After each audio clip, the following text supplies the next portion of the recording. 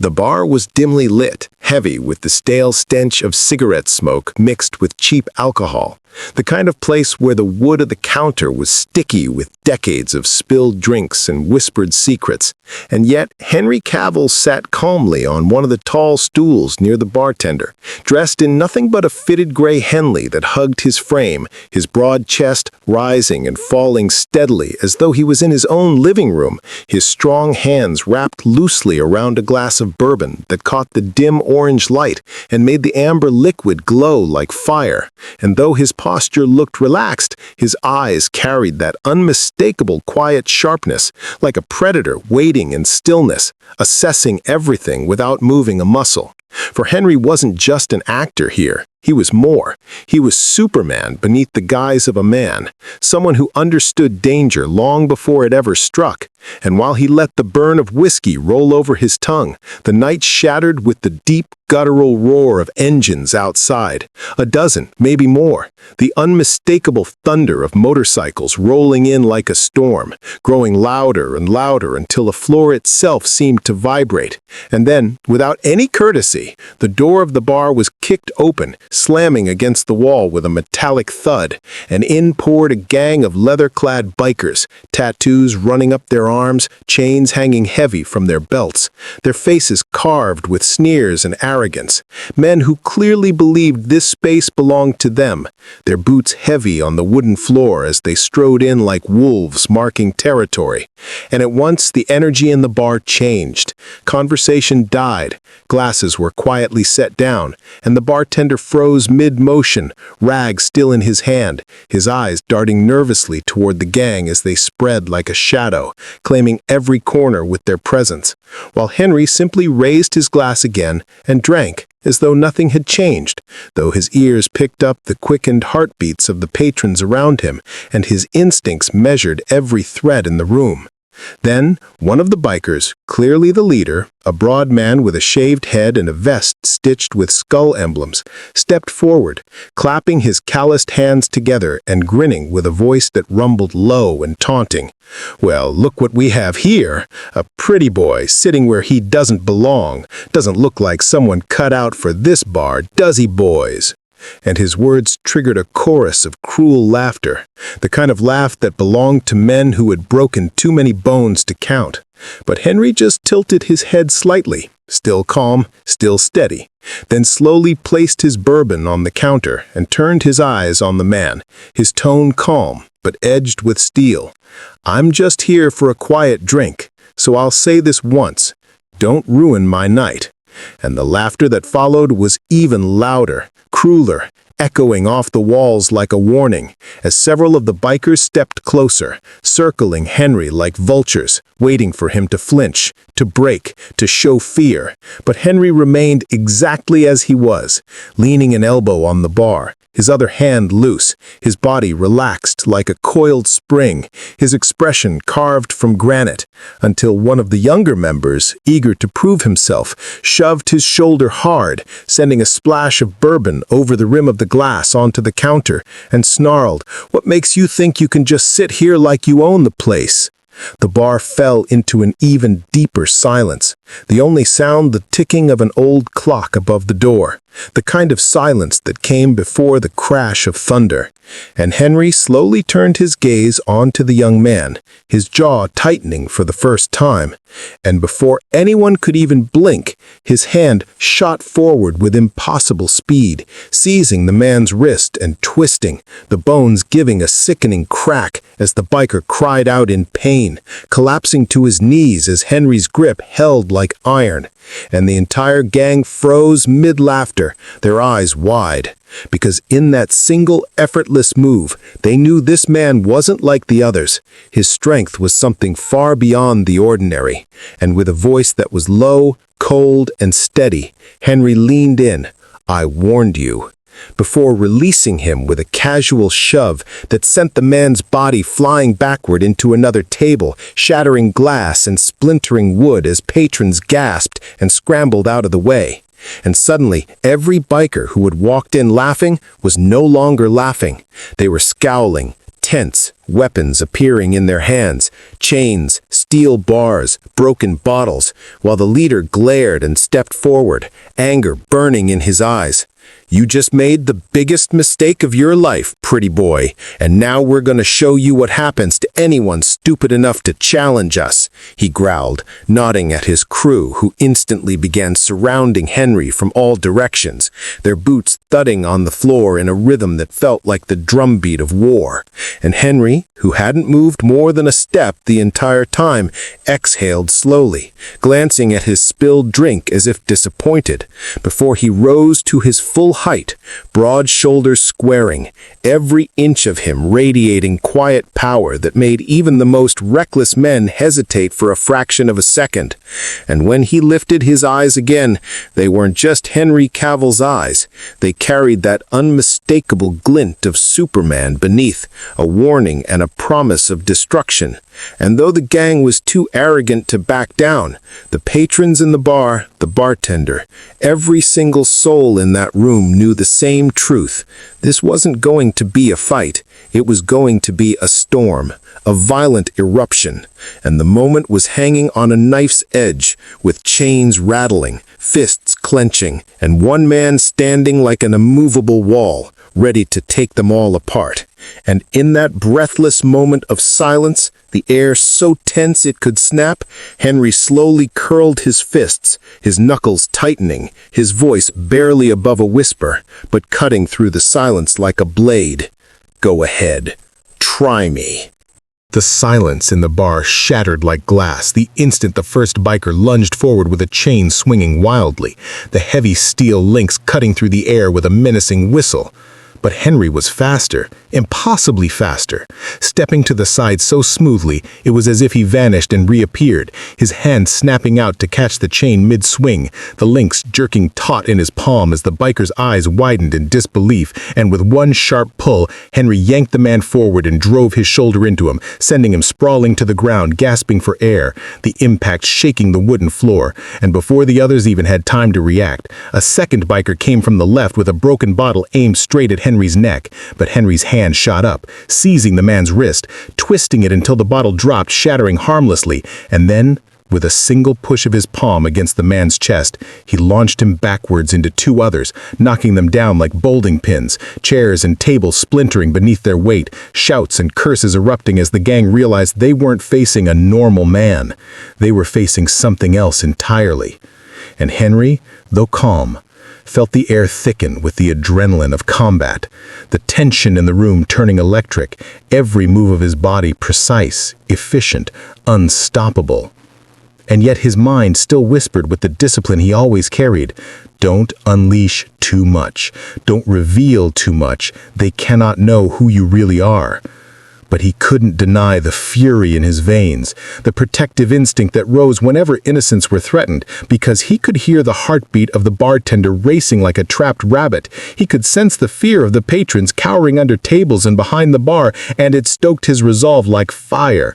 So when two bikers rushed him simultaneously, one with a bat, one with a knife, Henry shifted his stance, ducking the bat swing, grabbing the knife wielder by the collar, and using his momentum to slam him against the wall with such force the plaster cracked, then pivoted to catch the bat mid-swing, wrenching it free from the biker's grip and snapping it in half over his knee like it was a twig, tossing the pieces aside as though they were meaningless, his movements fluid, devastating, controlled chaos. And still they came at him, their anger blinding them, their pride forcing them to fight, even though, somewhere deep down, they were starting to realize this man wasn't just another stranger to bully. This was a man who could crush them all. But they were too far gone, too bound to their leader's glare, and that leader, the bald brute with the skull vest, finally barked, "Take him down! Don't stop until he's bleeding on this floor!" His voice echoing over the chaos, spurring the others to charge, 5 men at once, weapons raised. And for the first time, Henry's eyes hardened. his jaw tightening, his movements shifting from defensive precision to explosive offense, his fists blurring as he struck one square in the chest, sending him flying into a table, his elbow whipping back into another's jaw with a crack that silenced his scream, then spinning to grab a third by the vest and hurl him bodily over the counter, where he crashed into a shelf of bottles, liquor raining down in a fiery-smelling cascade, shards of glass glittering in the air like deadly confetti. And Henry turned back just as the fourth man swung a heavy iron bar, ducking beneath it and driving his knee up into the man's gut with a force that made him fold and collapse, wheezing. While the fifth man found himself caught by the throat, Henry lifting him off the ground effortlessly, holding him there with one arm, the biker's boots kicking helplessly in the air, eyes bulging in terror. And Henry leaned in, his voice low, calm, deadly serious. "Walk away, or you'll regret every second of this." And with that, he hurled the man across the room where he landed in a heap, groaning. And for a heartbeat, the bar was still. The bikers groaning, broken, sprawled across the wreckage of tables and chairs, and the leader glared at Henry, his face darkening, his pride wounded deeper than any physical scar, because he wasn't just losing a fight. He was losing face in front of his men. And that, to a man like him, was unforgivable. So with a roar, he drew a hidden blade from his belt, a long, jagged hunting knife gleaming in the flickering light, and stalked toward Henry with murder in his eyes. "You think you're some kind of hero? You think you can humiliate me?" he spat, circling, waiting for an opening. While Henry stood tall, fists unclenching, not out of weakness, but out of control, out of the unshakable confidence that no blade could harm him if he didn't allow it.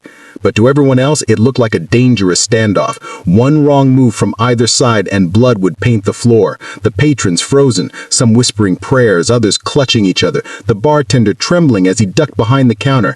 And Henry's thoughts sharpened, hearing every creak of leather, every rasp of breath, every bead of sweat rolling down the knife man's temple. Until, in a flash, the biker lunged, slashing violently toward Henry's chest, and time seemed to slow, the knife's edge inches from his shirt. But Henry's hand shot out like lightning, fingers closing around the biker's wrist, halting the blade mid-swing. The two men locked in a deadly tableau, their strength colliding, the biker snarling, veins bulging, putting all his fury into the push. But Henry's grip was unyielding, his arms steady as stone, his eyes locked onto the man's with the unspoken truth: "You cannot win." And then Henry twisted, disarming him, the knife clattering harmlessly to the floor, and in the same motion, he shoved the leader back with such force that the man stumbled several steps, nearly losing his footing, his face a mixture of shock and rage. And the entire bar held its breath, because though Henry had dismantled them with ease, the leader wasn't done. Not by a long shot. And in his roar of fury there was something more human, a challenge, a promise of escalation. And Henry realized with grim clarity that this fight wasn't over. No, it was only just beginning. And the storm that had started with laughter and bourbon was about to erupt into something far darker, far more dangerous. As the leader reached into his vest and pulled out not another knife, but a thick steel chain wrapped tight around his fists, swinging it with a force that shattered a chair leg in one blow, sparks flying, his eyes wild, and Henry's stance shifted, his muscles tightening, his voice dropping low like thunder rolling in the distance. "If it's a war you want, then a war you'll get." The room vibrated with the heavy clank of steel as the gang leader began to swing his chain in slow, menacing arcs, each rotation building speed until the sound was a vicious whistle slicing through the smoky air, the metal striking the bar top once with such force that splinters of wood exploded outward, sending a ripple of fear through the already terrified patrons, some ducking beneath tables, while others scrambled to the back door, though most were too paralyzed to move, eyes fixed on the man whose fury filled every corner of the room. And Henry Cavill stood there like an unmoving mountain, his chest rising and falling in calm rhythm, his eyes narrowed, his muscles coiled but still restrained, because though he could have ended this fight in a fraction of a second, he was still holding back, balancing on that thin line between revealing who he truly was and playing the part of a man simply caught in the wrong place at the wrong time. And yet when the leader roared and lashed out, the chain cutting through the air like a serpent of steel aimed directly at Henry's skull, the time for restraint was narrowing, and in that blur of movement, Henry's arm snapped up, his palm meeting the chain mid-swing with a clash that rang out like a gunshot, sparks flashing as steel met an unyielding force, and the leader's eyes widened with disbelief, for no human should have been able to stop a swing like that with one hand. But Henry not only stopped it, he pulled, yanking the man forward with such control that the biker stumbled off balance, crashing into a table. Yet instead of finishing him, Henry let him recover, because part of him wanted this man to understand the futility, to look into his eyes and see the truth that some battles could not be won by brute force. But the leader, blinded by rage and the humiliation of his men lying broken across the floor, only doubled down, roaring again as he launched a flurry of strikes, the chain whipping in wild, destructive arcs, smashing bottles, tearing chunks from tables, sending shards of glass across the room like shrapnel. And Henry moved through it all with impossible grace, ducking, weaving, sidestepping, every motion smooth and fluid like water flowing around jagged rocks, until finally he stepped in, the chain striking his forearm with a thunderous crack that should have split bone. But Henry absorbed it, his body unshaken, his face unchanged, and with a twist of his wrist he seized the chain and wrapped it around his fist, pulling it taut, locking the leader in a deadly tug of war, their faces inches apart, sweat dripping, teeth gritted, the gang leader's eyes burning with hate, Henry's calm with iron resolve. And for a moment, the entire bar was frozen in that image. Two forces locked in primal struggle, the roar of one man against the silent storm of another. Until, with a sudden burst of strength, Henry ripped the chain free, sending the leader stumbling backward into a row of bar stools, the steel links now wrapped in Henry's hand like a gauntlet, and the patrons gasped as he clenched it tighter, the chain snapping in several places with the sound of cracking thunder, and he dropped the broken pieces to the floor with a final metallic clang. His voice, low, steady, filled with warning. "It's over. Walk away." But the leader only spat blood onto the floor and laughed, a hoarse, furious laugh. "Over? You've got no idea what you've just started," he growled, and with a sharp whistle through his teeth, the sound of boots and engines roared outside, the ground trembling as more bikers poured into the bar. A second wave, larger, rougher, armed not just with chains and bats, but with iron pipes, knives, and even a shotgun that glinted in the dim light. The crowd of them filling the doorway and spilling inside until the bar seemed suffocated by black leather and violent intent, their leader staggering upright with a bloody grin. "You think you're tough? Let's see how long you last against all of us." And Henry straightened slowly, his shadow stretching long under the flickering neon sign above the bar, his jaw tight, his mind racing, calculating. Because this was no longer about his peace being disturbed, this was about survival of everyone still trapped inside, innocents whose lives could end in a second if he miscalculated. And as he surveyed the encroaching wave of enemies, his heart thudded with the familiar duality. Clark Kent's restraint battling against Superman's instinct, and he knew the choice was slipping from his hands, because these men wouldn't stop until blood was spilled, and he couldn't let it be the blood of innocence.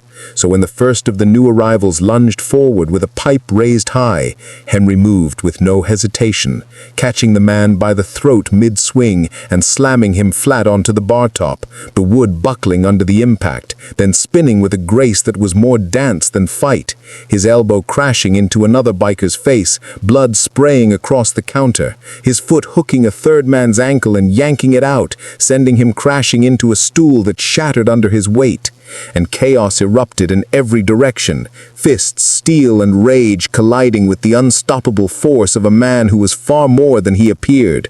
And yet Henry's every move still carried control, still calculated, ensuring that bones broke but lives weren't stolen, because Superman's code lived in every strike, every restraint. But even that restraint couldn't mask the devastation he unleashed, the bar becoming a battlefield of splintered wood, shattered glass, groaning bodies, and swinging steel. the air thick with the metallic scent of blood and the acrid smoke of broken neon.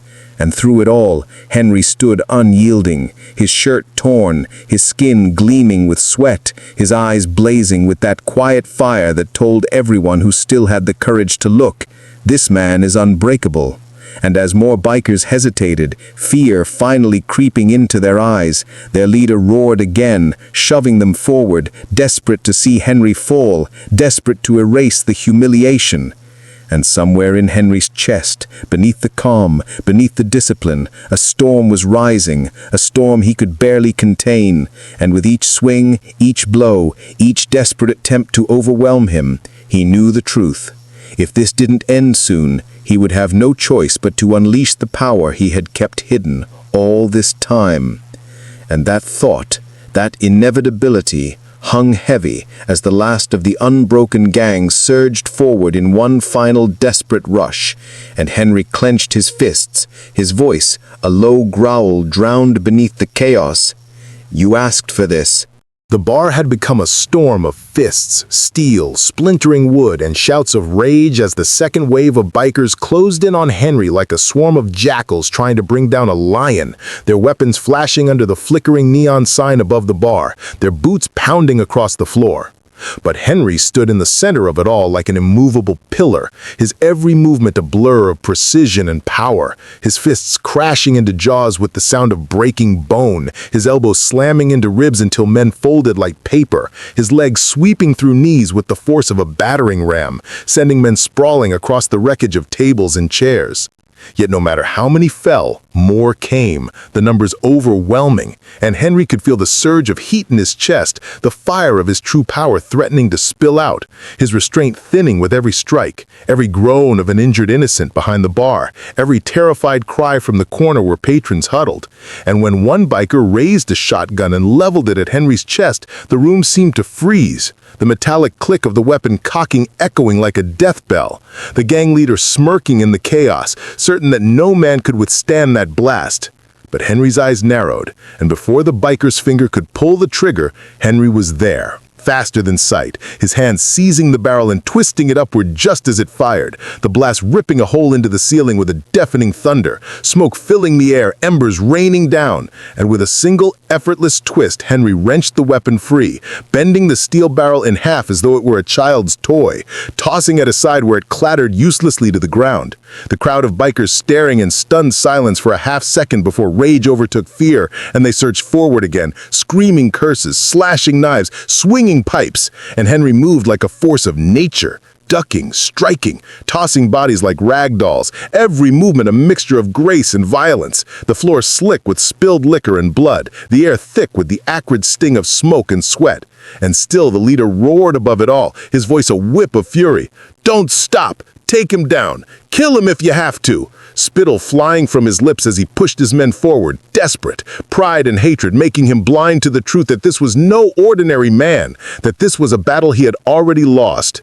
But Henry, even as he fought, felt that inner war raging inside him, the one between Clark Kent's humanity and Superman's godlike strength, his knuckles aching from restraint, his chest heaving as he forced himself to hold back blow after blow, because one moment of true release, one unrestrained strike, could shatter these men beyond repair.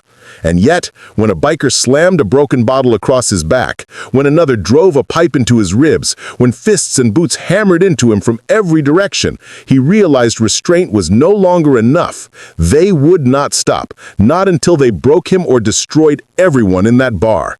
And something inside him finally snapped, not in anger, not in vengeance, but in that unshakable instinct to protect, to end the threat before anyone innocent paid the price. So when three men lunged at him at once, Henry straightened with a roar, his fist driving into the floorboards with a controlled burst of strength that sent a shockwave rippling through the entire bar, the ground cracking, tables collapsing, glasses shattering, men stumbling and falling back in terror as the entire building seemed to quake. And in the stunned silence that followed, Henry rose from the crouch, his chest heaving, his eyes blazing with something far beyond human.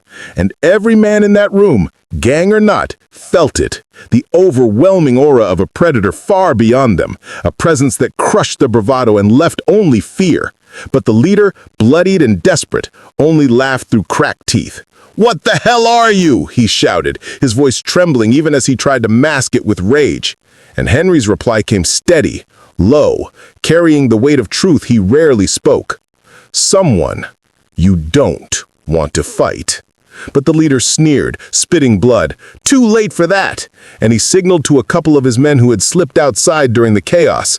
And suddenly the rumble of engines roared again, louder, closer, until through the shattered doorway 2 of the gang's bikes tore into the bar itself, headlights glaring, engines screaming as they drove straight into the fight, one biker swinging a chain from the seat, while the other aimed his bike like a battering ram towards Henry, the crowd screaming, scattering as the monstrous machines cut through the wreckage.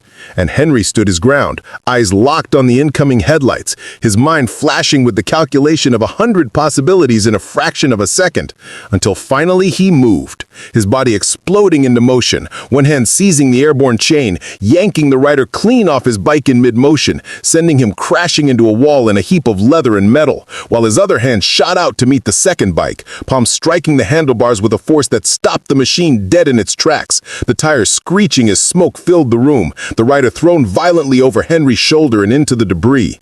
And then, with a grunt, Henry shoved the motorcycle back, the heavy machine flipping onto its side with a crash of shattering glass and tearing wood, gasoline spilling across the floor, its acrid sting mixing with smoke.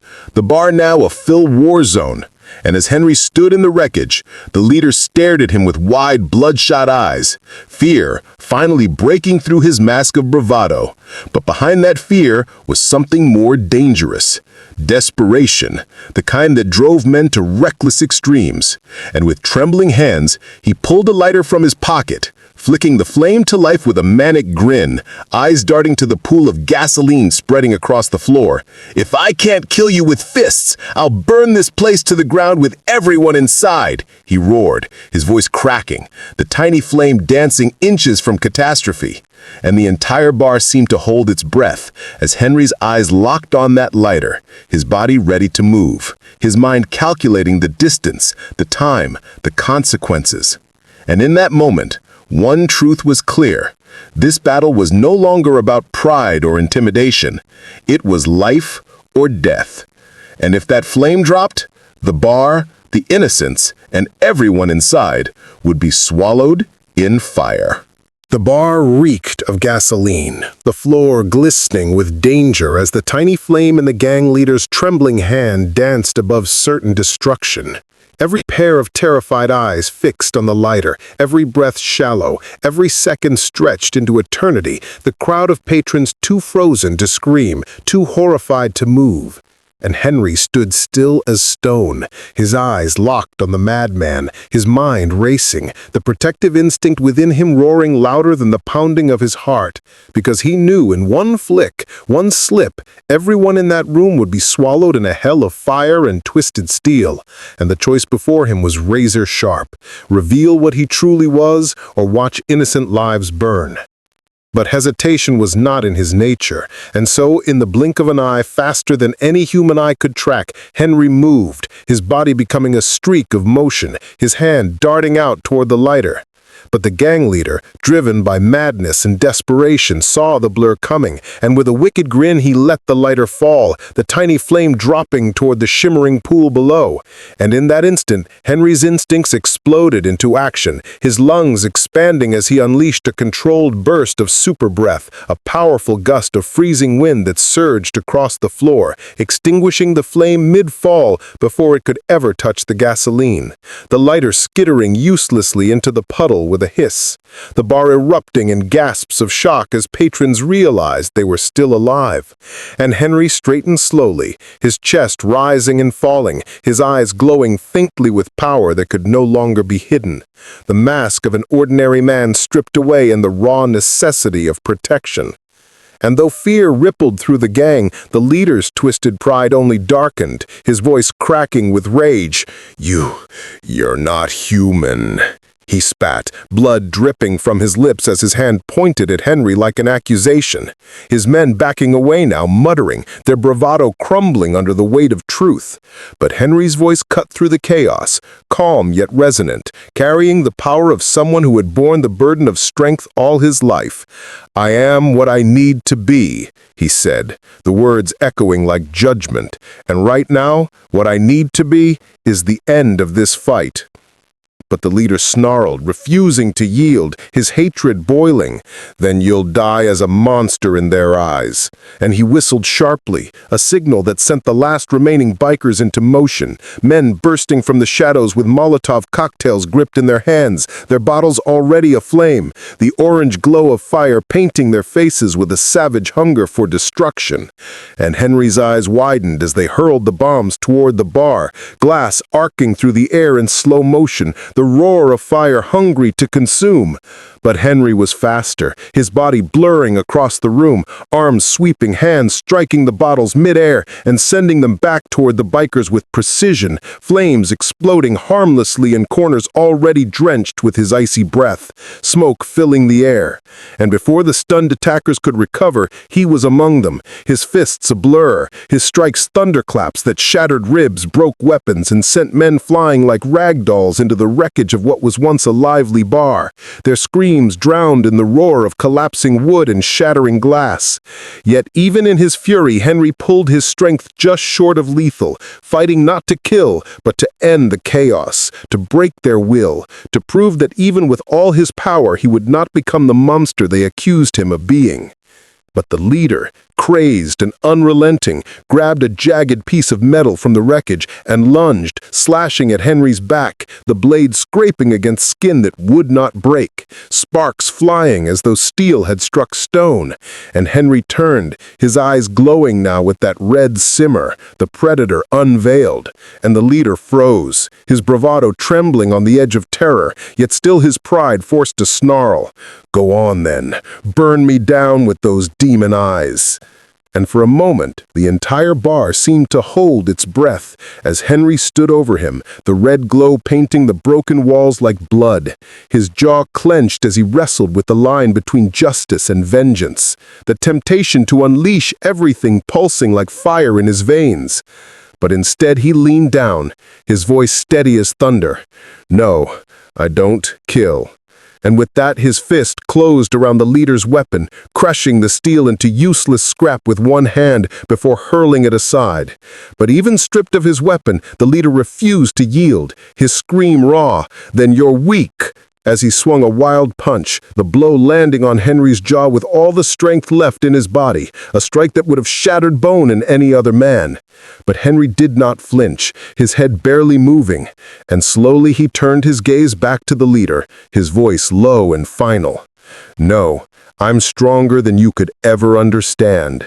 And then his fist shot out, not at the man's face, but at his chest, a measured blow, precise, enough to lift him off his feet and sent him crashing through the bar doors out into the rain-soaked street beyond, where he landed in a heap, groaning, broken but alive, the neon lights of the city flickering above him. And as Henry stood framed in the shattered doorway, smoke swirling behind him, the remnants of the gang crawled back, dragging their leader to his knees, their eyes filled with fear and disbelief, whispers spreading, monster, hero, God, no one sure which. But Henry himself felt the weight of their gazes like chains, the question unspoken, but heavy in the silence. Would he ever be seen as a protector, or forever as something other? Something to be feared. And just as that thought settled in his chest, just as the bar began to quiet, the rumble of engines roared once more in the distance, louder, heavier, more than before. Headlights slicing through the rain as a convoy of bikes and blacked-out trucks rolled into the street, tires screeching, men with helmets and masks piling out armed with heavier weapons, shotguns, chains, even crude explosives. The reinforcements the leader had been waiting for, the real storm arriving. And Henry's jaw tightened as he stepped down into the rain, the fight not over, but only just beginning. Because this time, it was no longer about a bar brawl or a gang's pride. This was war. and the streets of the city were about to burn if he didn't stop it here and now. The rain poured like an endless curtain of silver across the cracked asphalt, the street trembling under the roar of dozens of motorcycle engines and the grinding hum of black trucks pulling up in formation, headlights cutting through the storm like the eyes of predators, illuminating the broken form of their leader, kneeling in the rain, coughing blood, laughing madly as he raised a shaking arm toward the man framed in the bar's shattered doorway.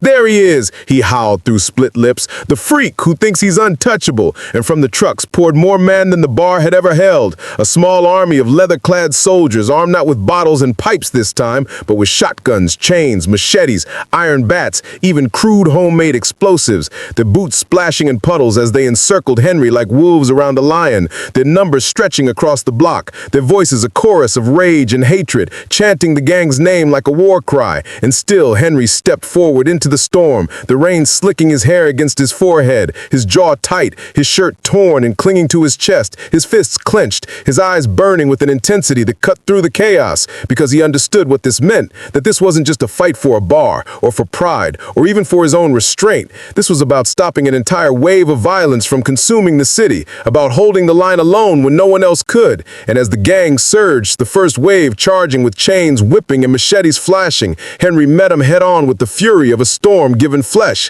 his fists colliding with skulls and ribs and thunderous impacts that echoed off the buildings, each strike dropping men to the ground with groans of agony, his arms moving faster than their eyes could follow, catching chains mid-swing, yanking men off balance, driving them into the pavement, his legs sweeping out like steel beams, kicking bodies into the rain-slicked walls. Yet for every one he broke, 3 more closed in, the sheer weight of numbers pressing, blows raining down on him from every angle, pipes slamming into his back, knives scraping across his skin with sparks, shotgun blasts thundering into his chest and arms only to crumple against them, leaving smoke and ringing ears in their wake. But still, he held back. Still, he measured each strike, because even in the madness, he would not lose himself, would not become the monster they whispered about. But restraint came at a cost, bruises blooming, his breath heaving, and the laughter of the broken leader echoing through the storm, taunting him, daring him to break.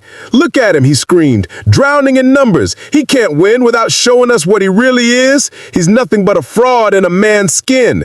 And those words cut deeper than the blades, because Henry felt that truth clawing at the edges of his mind, the truth that he could end this in a heartbeat if he stopped holding back, if he became the Superman they feared, if he let the world see. And as he staggered under the weight of 3 men clinging to his back, fists pounding, blades stabbing, he let out a roar, a sound that silenced the rain itself, his arms exploding outward to send them flying into the air like leaves in a hurricane, his eyes blazing now with red heat that seared through the storm. And for the first time, the entire gang froze, dozens of men suddenly aware that the man they were circling wasn't a man at all, something primal whispering in their bones that this was a predator beyond their world.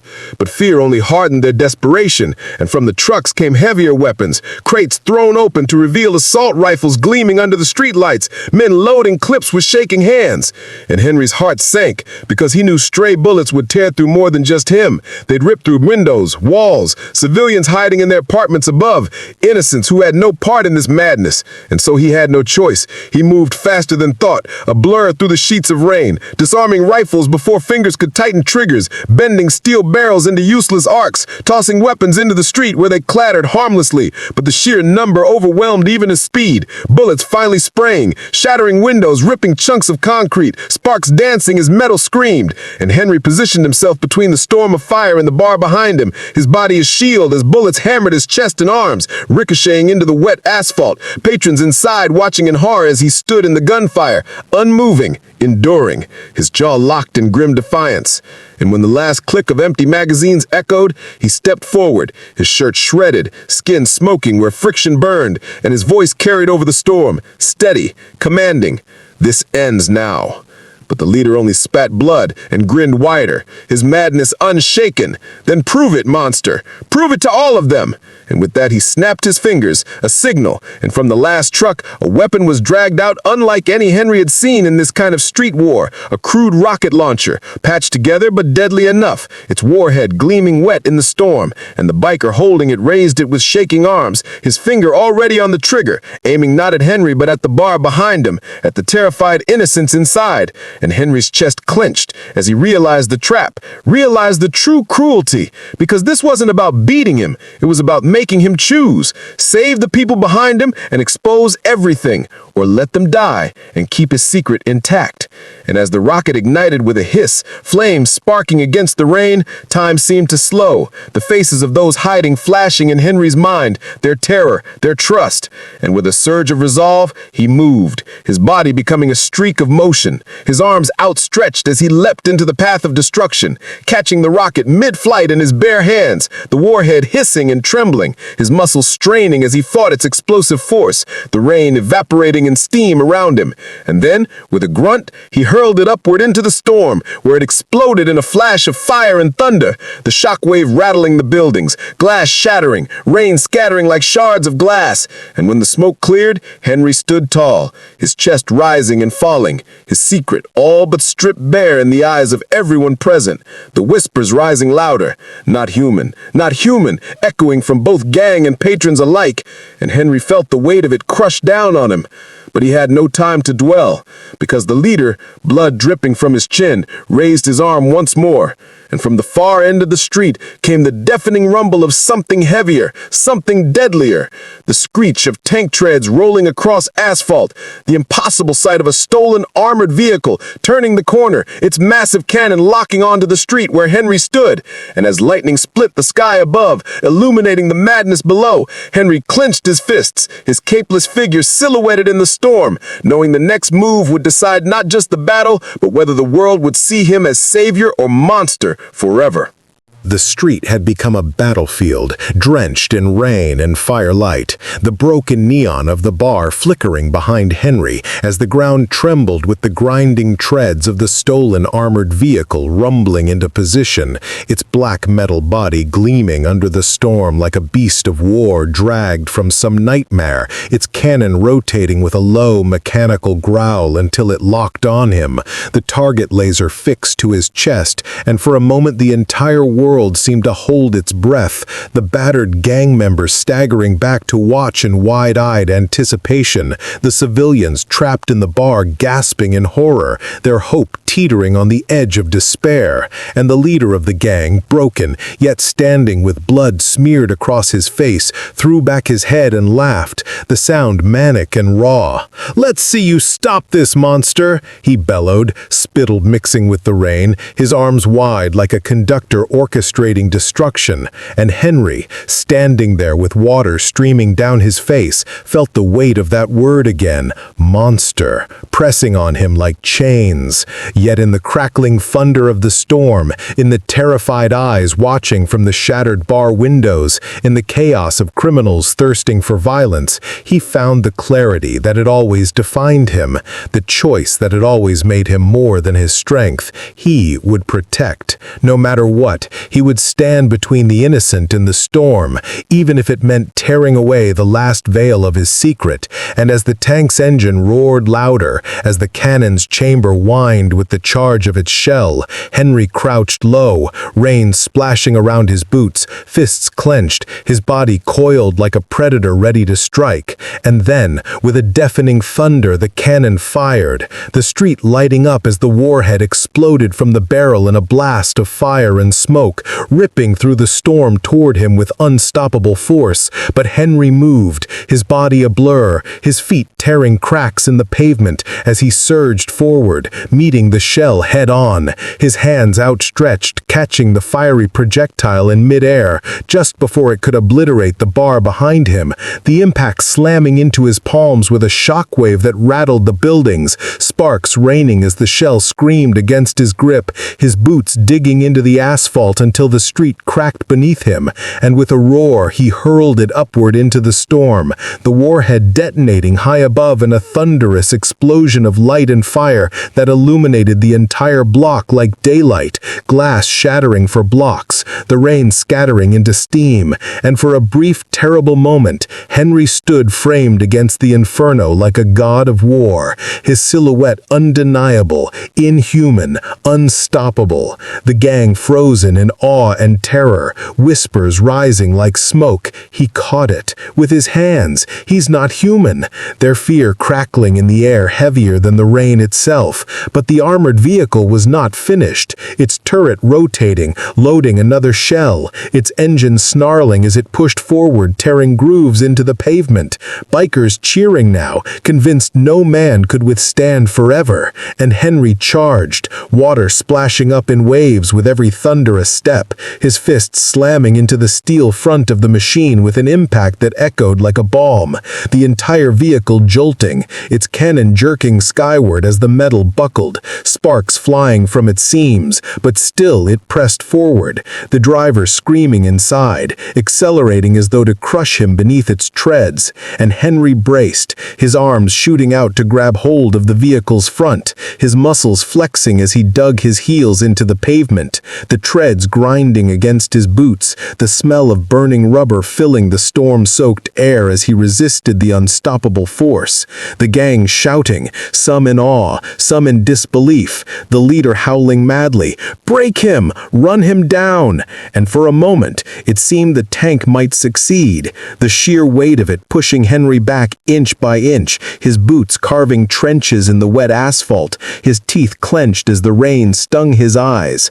But then, with a guttural roar that shook the block, Henry pushed back, his veins burning with power, his hands gripping the steel frame until it warped under his fingers, and with one heave, he lifted, the impossible becoming reality, as the entire armored vehicle began to rise from the ground, its tread spinning uselessly in the air, sparks shooting from its belly as the gang screamed in disbelief, their war machine dangling helplessly in his grip, and with a final bellow, he swung it sideways, slamming it into the street with such force the earth shook, the shockwave rippling through the puddles like a tidal wave, windows imploding, men thrown from their feet, and the armored vehicle lay crumpled, its cannon bent, its engine sputtering, smoke billowing into the storm, the impossible defeated. But Henry was not done. He ripped the hatch open, dragging the panicked crew out one by one, tossing them aside into the rain, unharmed but broken of spirit, their weapons forgotten, their bravado turned to ash, and he stood over the wreckage, chest heaving, eyes glowing faintly with the fury of restraint held on a razor's edge, and for the first time, the gang's chant faltered, silence falling heavy as they stared at him, some dropping their weapons, some backing away, the certainty of their dominance shattered, yet their leader, bloodied and wild, only laughed louder, stepping forward through the rain, spreading his arms wide, screaming over the storm, "Look at him! Look at what he is! You saw it! You all saw it! No man can do this! He's a monster wearing skin!" And the gang's eyes shifted, fear twisting into something darker, into suspicion, into the kind of fear that turned men into mobs, their mutters rising, their grips on weapons tightening again, not out of loyalty but out of desperation, because they were afraid of what they had seen, afraid of him, and Henry felt it pierce deeper than any blade, that ancient fear of being different, of never belonging, of becoming exactly what his enemies claimed, and for a heartbeat, he faltered, his fists lowering, his eyes dimming as the truth of their fear washed over him. But in that instant, a scream pierced the storm. A civilian, a woman in the bar, clutching a child as the roof began to collapse from the shockwave of the fight, debris crashing around them, fire licking through broken wires. And Henry's choice was made in the space between heartbeats, his body surging back into motion as he blurred into the bar, lifting beams, carrying the woman and child to safety, his arms shielding them as burning wood and steel fell around him. And when he stepped back into the street with them clutched safe against his chest, laying them gently on the sidewalk, the gang could no longer deny what he was, their fear warring with awe. But the leader, on his knees in the rain, his laughter gone now, his face twisted with hatred and desperation, pulled something from his coat, a last weapon, a detonator with a blinking red light, his finger trembling over the trigger, his voice raw as he screamed, "If I can't win, then we all burn together!" And Henry's eyes widened, his body tensing as the leader raised it high, the implication clear. He had wired explosives somewhere, maybe the trucks, maybe the buildings, maybe the street itself. And in the roar of rain and thunder, Henry realized the fight wasn't over. It was about to explode into something far deadlier than anything yet unleashed. The storm hammered down in merciless sheets, thunder splitting the sky as the gang leader's trembling hand raised the detonator high, the blinking red light a heartbeat of doom in the rain, its reflection glowing in the puddles around him as he screamed through cracked lips, his voice tearing from his chest like the last roar of a cornered beast. If I can't win, then no one walks away alive.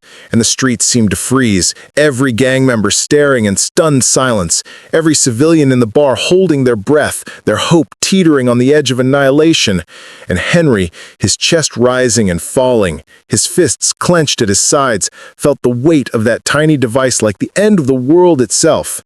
Because he knew men like this. Men who thrived on destruction, who would rather burn the world than admit defeat. And he understood in one glance that this was no bluff. The explosives were real, the madness absolute. And if that button was pressed, the entire block would be ripped apart in fire and shrapnel, innocents screaming, lives snuffed out in an instant. And so he moved, faster than lightning, his body blurring through the sheets of rain toward the leader. But in that sliver of a heartbeat, the madman pressed the trigger, his bloody thumb slamming down with a triumphant grin, and Henry's world exploded into chaos as distant booms shook the ground beneath him, fire blossoming from the trucks parked along the street, shockwaves rattling the broken buildings, windows bursting outward in glittering shards, the neon signs snapping in a rain of sparks, and the screams of gang and civilian alike filled the night as the entire block threatened to come down in a cascade of destruction. And Henry, his heart hammering in his chest, knew that if he didn't move faster than ever before, dozens, maybe hundreds would die. So he let go, fully, completely, the last threads of restraint snapping as his power surged to the surface like a hurricane breaking through a dam, his eyes flaring red through the smoke, his muscles burning with impossible speed. And he became a blur through the inferno, ripping through the flames, catching collapsing beams before they crushed those cowering inside the bar, shielding men and women from explosions with his own body, tossing chunks of flaming debris high into the storm where rain extinguished them, moving from one side of the street to the other in the blink of an eye, faster than the explosions could spread. But still the chain of blasts rolled on, one truck after another erupting in fireballs that tore through asphalt and steel. The storm itself lit in crimson and orange, and Henry threw himself into the heart of it, ripping open trucks, hurling payloads of explosives skyward before they could detonate, his arms a blur of impossible strength. But still too many went off, the earth shuddering with every roar, the gang scattering in terror, some screaming, some fleeing, their bravado disintegrating as the street became a war zone. And in the center of it all stood Henry, chest heaving, smoke curling from his hair and clothes, his hands blackened with soot, his eyes glowing as he turned back toward the leader, who stood laughing through the blood and the chaos, his voice ragged and wild. "You can't save them all! You'll die trying!" And in that moment, Henry wanted to end it, wanted to silence that laugh forever, his blood boiling with rage. But then his gaze caught the faces behind him, the woman clutching her child, the men and women huddled in the rain, their eyes wide with hope and terror, trusting him, believing in him. And the rage broke like a wave against a cliff, leaving only the resolve that had always defined him. And he took a step forward through the smoke, his voice low, but carrying over the storm, steady as steel. "You're wrong. I don't die trying. I live to protect." And he launched forward, his fist slamming into the ground at the leader's feet, a controlled quake that sent the madman sprawling into the mud, the detonator flying from his hand into his waiting grip, crushed instantly in his palm into useless scrap. But as he straightened, the laughter came again, weaker now but no less filled with venom. "You think that was all of it? You think you stopped me? There's more, hidden where you'll never find them. This whole block is wired to blow." And Henry's heart clenched, his mind racing, his ears straining against the roar of the storm, focusing, stretching outward, catching the faintest hum beneath the rain, the steady, deadly pulse of explosives buried under asphalt, tucked into basements, hidden in sewer tunnels, all connected to a larger charge waiting to ignite. And for the first time in the night, his breath caught in his chest. Because the leader wasn't lying. This was bigger than he imagined, bigger than just the trucks. This was a trap layered deep into the bones of the street itself, a death sentence waiting to be carried out. And the red light blinking on the ground confirmed it, a secondary timer triggered by the detonator already counting down, each flash a drumbeat toward annihilation. And Henry knew he had seconds, not minutes, seconds to make a choice that would define him forever. Stay here and try to fight the gang that still circled, or go underground, into the sewers and basements where the bombs waited, risking everything to tear them apart before the timer reached zero. But if he went, if he vanished beneath the street, who would shield the innocents above from the chaos still raging? Who would stop the guns still pointed at their heads? And the weight of it pressed on him like the storm itself, every heartbeat a countdown, every flash of the red light burning into his soul, until finally his fists clenched and his jaw set, and he looked down at the broken leader with fire in his eyes. "You wanted a monster? Tonight, you'll see what I really am."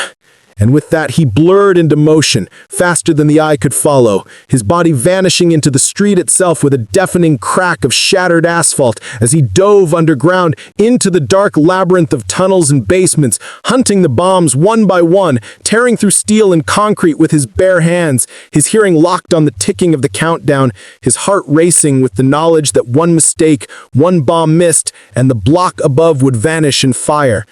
The tunnel was a furnace of fire and steel as the armored war machine lumbered forward, its hydraulics hissing with each monstrous step, its red optics glowing like demonic eyes in the shadows, the thrum of its core reverberating through the broken concrete as it raised its massive weapon arms and unleashed a storm of rockets and gunfire that turned the underground into a death trap of shrapnel, smoke, and flame. But Henry didn't flinch, his jaw locked, his chest rising and falling with steady fury as he burst through the barrage like a living meteor, bullets ricocheting off his chest in blinding sparks, rockets detonating against his body in shock waves that cracked the walls but failed to slow him, and he met the machine head-on, his fist colliding with its steel chest in an explosion of force that sent it reeling back into the tunnel wall, concrete shattering, pipes bursting in a spray of steam and water. And before the machine could recover, Henry was on it again, his hands ripping at its armor, prying apart plating as sparks and oil sprayed into the air. But the machine roared in synthetic defiance, pistons slamming forward to hurl him across the tunnel, his body smashing through a rusted steel beam with a scream of tortured metal. And for a heartbeat, he lay in the water, his chest heaving, his ears filled with the relentless ticking of the bomb deeper still, the timer dragging him toward despair. Because every second spent fighting this monstrosity was another second closer to annihilation for the innocents above.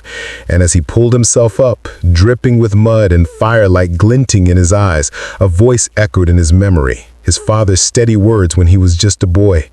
"You'll have to decide what kind of man you want to grow up to be, Clark, because no matter how strong you are, power means nothing without purpose." And the weight of those words filled him with a renewed fire, because this wasn't just about surviving. This wasn't just about winning. This was about protecting, about giving every ounce of himself for people who had no power, no shield, no savior but him. And with a roar that shook the tunnel, he surged forward again, faster than the machine's sensors could track, his fist slamming into its armor in a blur, denting, crushing, tearing, his heat vision slicing through its joints, severing hydraulics that sprayed hot steam into the dark. And the machine staggered, flailing wildly, rockets firing in uncontrolled arcs that tore through the ceiling, water gushing as sewer lines burst, the tunnel flooding fast. But Henry didn't stop, couldn't stop, his hands digging into its chest, ripping through layer after layer until he seized the glowing red core within, the power supply that pulsed like a heart. And with one final growl, he ripped it free, hurling it down the tunnel where it exploded in a bloom of fire that lit the underground like the mouth of hell. The shock shockwave racing back toward him, slamming into his body, hurling him into the collapsing walls. But still he forced himself forward, crawling through the rubble, staggering through rising black water, because he could still hear it, faint but undeniable, the mother bomb ticking steadily, mercilessly, its red light glowing like an eye in the darkness. And when he finally broke through into the cavern at the tunnel's end, he froze, because it was massive, larger than he'd expected, a mountain of explosives wired into a single spherical core, blinking with malevolent calm, the timer already down to its final seconds, and his heart pounded in his chest, because even with all his strength, even with all his speed, he knew he couldn't disarm something this intricate in time, couldn't pull every wire, couldn't dismantle every charge before zero. And for one terrifying instant, the thought pierced him: he might fail, he might not make it, and everyone above would die. But then that thought burned away, replaced by a single truth that had always guided him. He wasn't there to calculate odds. He wasn't there to hesitate. He was there to protect, to act, to give everything if that's what it took. And so with the final breath, he hurled himself at the bomb, his arms wrapping around the monstrous device, muscles straining as he lifted it free from its foundations, the ground cracking beneath his feet as he ripped the entire core out of the earth, water and rubble cascading around him. And with a roar that split the underground, he launched upward, smashing through concrete and steel, bursting back into the storming night above like a missile of flesh and will. The bomb clutched to his chest as civilians screamed and scattered, the gang staring in shock as Superman erupted into the sky, rain streaking against his soot-streaked face and the blinking red light casting his features in a glow of defiance. And he climbed higher and higher, his body a blur through the thunderclouds, lightning arcing across his path, the bomb's timer flashing faster now, down to single digits now, and still he pushed past the clouds, into the thin air above, the stars faint in the distance, his lungs burning though he didn't need to breathe, his heart thundering with one thought only: higher, faster, farther. And then, as the timer reached its final second, he hurled the bomb with all his strength into the black void of the upper atmosphere, the device vanishing into the darkness. And in the next instant, the sky lit with the blinding bloom of fire as the bomb detonated harmlessly far above the earth, a silent explosion painting the night in a second sun. Shockwaves rippling through the heavens but leaving the city below untouched. And Henry, arms outstretched, floated in the burning light, his chest heaving, his eyes closed, letting the fire wash over him as rain cooled his skin.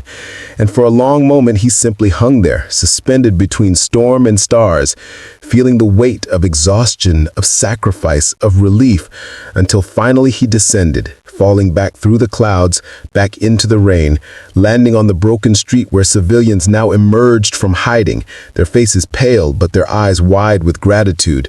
And as they gathered around him, whispering, staring, unsure whether to approach, Henry stood there quietly, his clothes torn, his face bruised, but his gaze steady, and he said nothing first, because words felt too small. But when a little boy stepped forward, clutching a soaked teddy bear, and whispered, "You saved us," Henry finally allowed himself a small, tired smile, kneeling down so his eyes met the boy's, his voice rough but steady, and told him, "That's what I'm here for." And as the crowd broke into relieved cries, as the gang leader was dragged away in handcuffs by arriving police, still muttering curses, still broken by his own madness, Henry turned his face back toward the sky, the storm clouds breaking into faint silver light, and he thought of all the battles yet to come, of all the nights that would demand this strength, this sacrifice, and he whispered to himself so low no one could hear, "Power means nothing without purpose," before taking one last deep breath of the storm-cool